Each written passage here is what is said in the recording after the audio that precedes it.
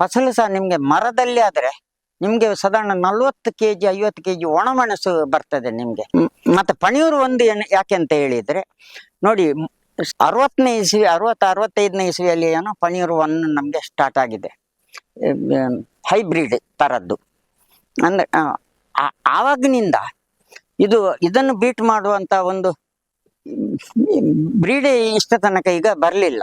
ಹಾಗೆ ನಮ್ಗೆ ಏನು ಅಂತ ಹೇಳಿದ್ರೆ ಇದನ್ನು ಬೀಟ್ ಮಾಡುವಂತ ಇಷ್ಟ ತನಕ ಬರ್ಲಿಲ್ಲ. ಮತ್ತೆ ಫಸಲು ಸಹ ನಿಮ್ಗೆ ಮರದಲ್ಲಿ ಆದ್ರೆ ನಿಮ್ಗೆ ಸಾಧಾರಣ 40 ಕೆಜಿ 50 ಕೆಜಿ ಒಣಮೆಣಸು ಬರ್ತದೆ ನಿಮ್ಗೆ.